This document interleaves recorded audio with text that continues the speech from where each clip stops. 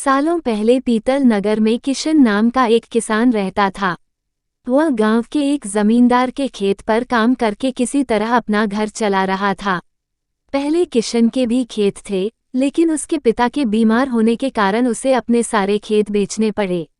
मजदूरी में मिलने वाले पैसों से पिता का इलाज कराना और घर का खर्च चलाना मुश्किल हो रहा था।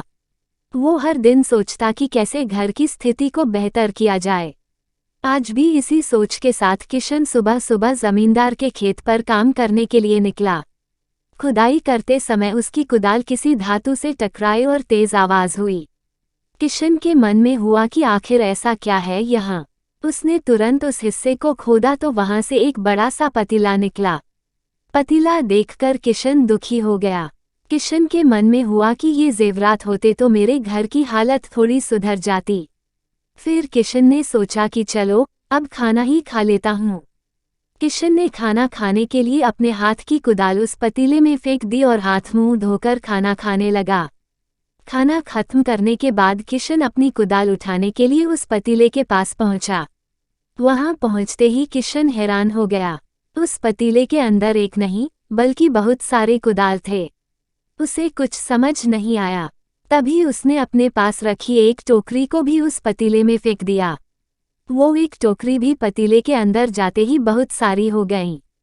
ये सब देखकर किशन खुश हो गया और उस जादुई पतीले को अपने साथ घर लेकर चला आया।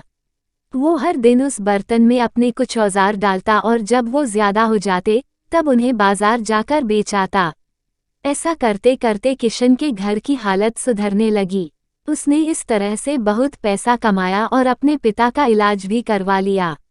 एक दिन किशन ने कुछ गहने खरीदे और उन्हें भी पतीले में डाल दिया। वो गहने भी बहुत सारे बन गए। इस तरह धीरे धीरे किशन अमीर होने लगा और उसने जमींदार के यहाँ मजदूरी करना भी छोड़ दिया। किशन को अमीर होते देख जमींदार मोहन को किशन पर शक हुआ। वो सीधे किशन के घर पहुंचा। वहां जाकर उसे जादुई पतीले के बारे में पता चला। उसने किशन से पूछा, तुमने ये पतीला कब और किसके घर से चुराया? डरी हुई आवाज में किशन बोला, साहब, ये पतीला मुझे खेत में खुदाई के समय मिला था। मैंने किसी के घर चोरी नहीं की है। खेत में खुदाई की बात सुनते ही जमींदार ने कहा, ये पतीला जब मेरे खेत से मिला तो यह मेरा हुआ। किशन ने जादुई पतीला ना लेकर जाने की बहुत मिन्नतें की, लेकिन जमींदार मोहन ने उसकी एक नहीं सुनी।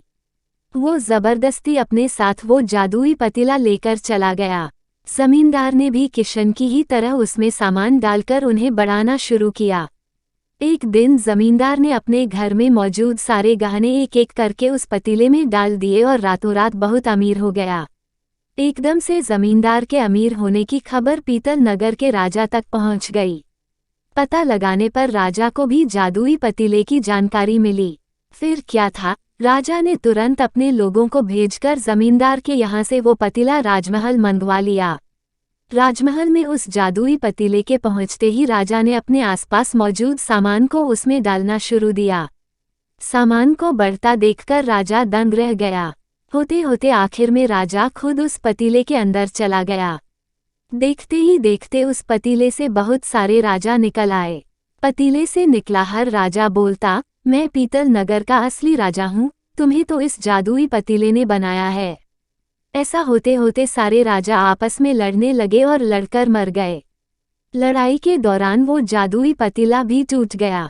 जादुई पतीले के कारण राजमहल में हुई इस भयानक लड़ाई के बारे में नगर में सबको पता चल गया।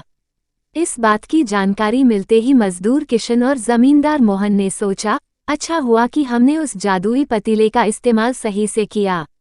उस राजा ने अपनी मूर्खता के कारण अपनी जान ही खो दी। जादुई पतीले की कहानी से दो सीख मिलती हैं। पहली कि मूर्खता का अंत बुरा ही होता है। दूसरी यह कि हर सामान का इस्तेमाल संभल कर करना चाहिए, अति हानिकारक हो सकती है।